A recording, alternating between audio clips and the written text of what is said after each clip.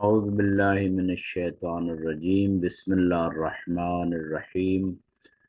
الحمد للہ رب العالمین والصلاة والسلام علی اشرف الانبیاء وعلی آلہ الطیبین الطاہرین۔ آج ہم بات کرنا چاہتے ہیں سورہ فاتحہ کے حوالے سے۔ سورہ فاتحہ وہ عظیم سورت ہے کہ جسے ام الکتاب بھی کہا گیا، جسے سبع مثانی بھی کہا گیا، جسے سورہ حمد کے نام سے بھی یاد کیا جاتا ہے۔ اگرچہ سورہ فاتحہ کی اتنی زیادہ برکات ذکر ہوئی ہیں کہ قرآن مجید میں قرآن عظیم کے مقابلے میں سورہ فاتحہ کو قرار دیا گیا ہے، جیسے کہ سورہ حجرات کے اندر اللہ رب العزت ارشاد فرماتا ہے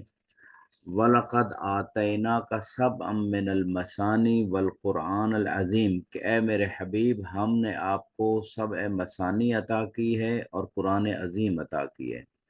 قرآن عظیم کے مقابلے میں سبع مثانی کا خدا کی طرف سے ایز احسان اپنے حبیب کے اوپر، یہ اس کی عظمت کو ظاہر کرتا ہے۔ اور اس کو سبع مثانی اس لیے کہا جاتا ہے کہ چونکہ اس میں 7 آیتیں ہیں، اور مثانی یعنی 2 دفعہ یہ نازل ہوئی، یا ہر نماز میں اسے 2 دفعہ پڑھا جاتا ہے، پہلی رکعت میں بھی دوسری رکعت میں بھی۔ اس کے علاوہ سورہ فاتحہ کے حوالے سے خود رسول خدا صلی اللہ علیہ وآلہ وسلم ارشاد فرماتے ہیں کہ اللہ نے مجھے ارشاد فرمایا کہ یہ جو ہم نے تمہیں سبع مثانی یعنی سورہ فاتحہ عطا کی اور قرآن عظیم، تو یہ جو اللہ نے میرے اوپر احسان کی صورت میں اس کو بیان کیا ہے، تو اس کی وجہ یہ ہے وَإِنَّ فَاتِحَةَ الْكِتَابِ أَشْرَفُ مَا فِي كُنُوزِ الْعَرْشِ کہ اللہ کے عرش کے خزانوں میں اگر سب سے زیادہ اشرف اور صاحبت شرف اگر کوئی چیز ہے تو وہ سورہ فاتحہ ہے، جس کو سبع مثانی کہا جاتا ہے۔ اس کے بعد ایک اور روایت میں رسول خدا صلی اللہ علیہ وآلہ وسلم ارشاد فرماتے ہیں، اور یہ روایت آیت اللہ خوئی کی کہ تفسیر بیان میں بھی ہے، بحار الانوار کی جلد نمبر 99 صفحہ 228 پہ موجود ہے۔ کیا ارشاد فرمایا لو ان فاتحۃ الکتاب وضعت فی کفۃ المیزان اگر سورہ فاتحہ کو میزان کے ایک پلڑے میں، ترازو کے ایک پلڑے میں رکھ دیا جائے، وَوُضِعَ الْقُرْآنُ فِي كَفَّةٍ لَرَجَحَتْ فَاتِحَةُ الْكِتَابِ 7 مرات، اور دوسری طرف پورے قرآن کو رکھ دیا جائے تو رسول خدا ارشاد فرماتے ہیں کہ سورہ فاتحہ قرآن سے 7 گنا زیادہ وزنی ہوگی۔ اب یہاں وزن یہ جو ظاہری میٹر کا وزن ہے یہ مراد نہیں ہے۔ میٹیریل جیسے ہم کسی چیز کو اس کا ویٹ کرتے ہیں کہ اس کا وزن زیادہ ہے، اس کا وزن کم ہے، یہ مانوی وزن ہے، یہ مانوی ثقل ہے، جیسے کہ خود قرآن کریم نے اس بات کی طرف اشارہ کی ہے لو انزلنا هذا القرآن على جبل لرأيته خاشعا متصدعا من خشیت اللہ کہ اگر یہ قرآن ہم پہاڑ کے اوپر نازل کرتے تو یہ قرآن خدا کے خوف سے ریزہ ریزہ ہو جاتا۔ یہ وہ وزن ہے کہ وہ جس کو ایک پہاڑ برداشت نہیں کرتا، لیکن رسول خدا صلی اللہ علیہ وآلہ وسلم کے قلب مبارک پہ یہ قرآن نازل ہوتا ہے۔ اور اسی قرآن کی معنوی حیثیت سے خود قرآن نے اس وزن کو اپنے اندر دوسرے الفاظ میں یوں بیان کیا ہے کہ اس قرآن سے لو سیرت بہل جبال کہ اس سے پہاڑوں کو چلایا جا سکتا ہے، اور قطعت بہل ارض زمین کو بڑی تیزی سے طے کیا جا سکتا ہے، اور کلم بہل موتا اسی قرآن کے ذریعے سے مردوں سے کلام ہو سکتی۔ یہ وہ معانی، یہ وہ معنویات ہیں، یہ وہ پاورز ہیں جو قرآن کے اندر حاملین قرآن کو حاصل ہیں۔ جو اللہ نے قرآن میں یہ طاقتیں، یہ صلاحیتیں رکھی ہیں، وہ جن کے اندر قرآن رچ بس جاتا ہے، یا جن ہستیوں کے گھر میں یہ قرآن نازل ہوا، جس ہستی کے دل پہ یہ قرآن نازل ہوا، ان کے اندر یہ مقامات موجود ہیں۔ تو یہاں پہ ایک اور روایت آپ کی خدمت میں عرض کر دیتا ہوں۔ فرمایا والذی نفسی بیدہ ما انزل اللہ فی التوراۃ والانجیل ولا فی الزبور ولا فی القرآن مثلہ، یہ ام الکتاب و ام القرآن،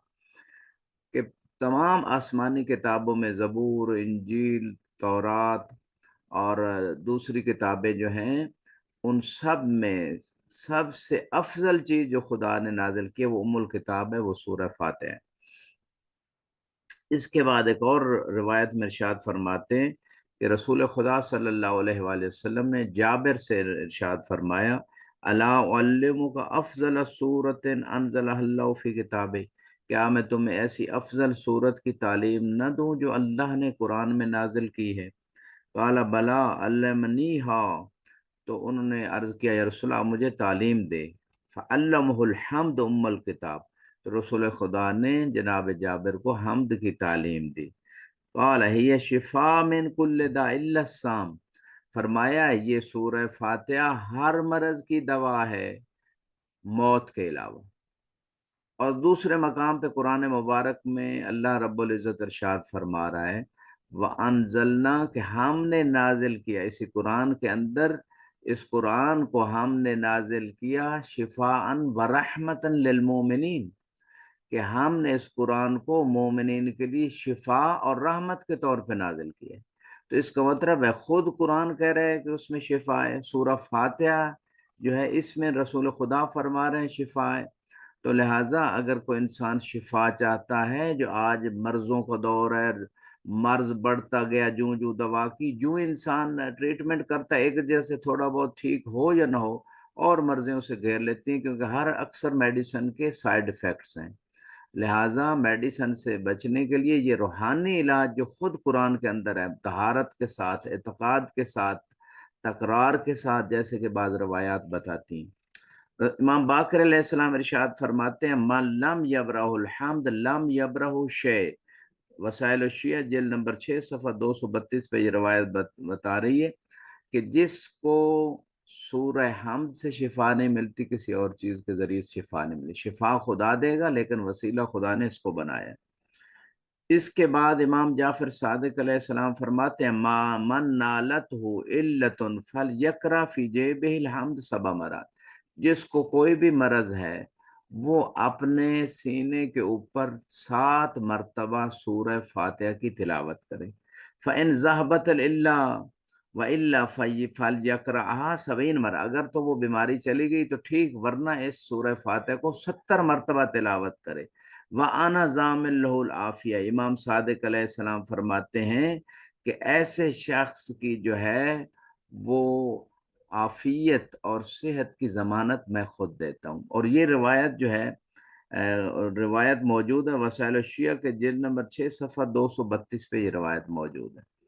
اسی طرح ایک اور مقام پہ امام جعفر صادق علیہ السلام کتاب کافی جلد 2 صفحہ 623 پہ فرماتے ہیں، لو قرأت الحمد علی میت 70 مرہ، اگر میت کے اوپر 70 مرتبہ سورہ حمد پڑھی جائے، ثم ردت فیہ روح ما کان ذالک عجبا، اور اس میت کی روح واپس اگر لوٹ آئے تو یہ کوئی تعجب کی بات نہیں۔ اور ائمہ علیہ السلام نے بعض مقام پہ، جیسے امام زین العابدین کا واقعہ ملتا ہے شام کے اندر، کہ آپ کو ایک مستور لے کے گئی جس کا بیٹا فوت ہو گیا تھا، تو آپ نے 70 مرتبہ سورہ الحمد کی تلاوت کی تو اس کی روح واپس آ گئی تھی۔ تو پڑھنے والے کا روحانی مقام کیا ہے، پڑھنے والے کا خدا سے تعلق کیا ہے، پڑھنے والا کس معرفت سے پڑھ رہا ہے، تو یہ ساری چیزوں کا دخل ہے اس میں۔ رسول خدا فرماتے ہیں، فاتحۃ الکتاب شفاء من کل سم، کہ اگر خدا نخواستہ جو انسان کے اندر کوئی زہر چلی جائے، آج تو جو انسان فوڈ کھا رہا ہے اس میں ہر چیز میں کیمیکل ہے، چاہے گندم ہے کھاد سے تیار ہو رہی ہے، اسی طرح سبزیاں ہیں، پھل ہیں، ہر چیز میں سپرے ہیں، تو ہر چیز میں زہر ہمارے اندر تھوڑا تھوڑا جا رہا ہے۔ تو رسول خدا فرماتے ہیں کہ یہ سورہ فاتحہ ہر زہر سے شفا ہے، تو اس کی تلاوت کی جائے، اس کو پڑھ کے پانی پہ پھونک کے پیا جائے، اور اس سورہ فاتحہ کو اگر پانی پہ پڑھ کے گھر میں بھی چھڑکا جائے تو جو کچھ اس کے اثرات، نحوس اثرات ہیں، وہ دور ہوتے ہیں، نحوست وغیرہ دور ہوتے ہیں۔ اس کے علاوہ بہت ساری اور روایات ہیں۔ فرمایا، لا صلاۃ الا بفاتحۃ الکتاب، کے کسی بندے کی نماز ہی نہیں ہوتی جب تک کہ وہ اس نماز میں سورہ فاتحہ کی تلاوت نہیں کرتا۔ 4 مرتبہ ابلیس نے جو ہے نا وہ چیخیں ماری ہیں۔ ایک مرتبہ جب اس پہ لعنت پڑی، دوسری مرتبہ جب اس کو آسمان سے اتار دیا گیا، تیسری مرتبہ جب رسول خدا کی بعثت ہوئی، اعلان رسالت کیا، اور چوتھی مرتبہ جب سورہ فاتحہ نازل ہوئی تو اس کی چیخ نکلی۔ اس کے بعد جو ہے سورہ فاتحہ کے حوالے سے امام رضا علیہ السلام جو ہے وہ من لا یحضر الفقیہ جلد نمبر 1 صفحہ 310 پہ ارشاد فرماتے ہیں وَإِنَّمَا بُدِعَ بِالْحَمْدِ دُونَ سَائِرِ الصُّوَرِ لِأَنَّهُ لَيْسَ شَيْءٌ مِنَ الْقُرْآنِ وَالْكَلَامِ جُمِعَ فِيهِ مِنْ جَوَامِعِ الْخَيْرِ وَالْحِکْمَةِ مَا جُمِعَ فِي سورۃ الحمد۔ یہ سورہ فاتحہ سے خدا نے کیوں کلام کی یعنی قرآن کی ابتدا ہوئی ہے؟ کیونکہ جو بھی خیر کی باتیں ہیں، جوامع الخیر والحکمہ، اور حکمت کی باتیں، سورہ حمد سے زیادہ کسی اور چیز میں اتنی زیادہ خیر اور حکمت نہیں۔ بہت ساری روایتوں میں ایک اور روایت جو ہے وہ بحار الانوار کی جلد نمبر 40 صفحہ 157 پہ، تفسیر مخزن العرفان جلد نمبر 11 صفحہ 27 پہ امام امیر المومنین علیہ السلام فرماتے ہیں لو شئتو لأوکرت 70 بعیرا میں فی تفسیر سورۃ الفاتحہ۔ اگر میں علی ابن ابی طالب چاہوں تو میں سورہ فاتحہ کی تفسیر میں 70 اونٹ لدوا سکتا ہوں۔ امام علیہ السلام جو قرآن کی سورہ یاسین میں جن کے بارے میں وَكُلَّ شَيْءٍ أَحْصَيْنَاهُ فِي إِمَامٍ مُبِينٍ کہ ہم نے ہر چیز کا علم امام مبین میں رکھا ہے، تو امام علیہ السلام جو ہیں سورہ فاتحہ کی اتنی تفسیر بیان کرنا چاہتے ہیں۔ اس کا مطلب ہے اگر کوئی لینے والا ظرف ہوتا تو امام بیان فرماتے،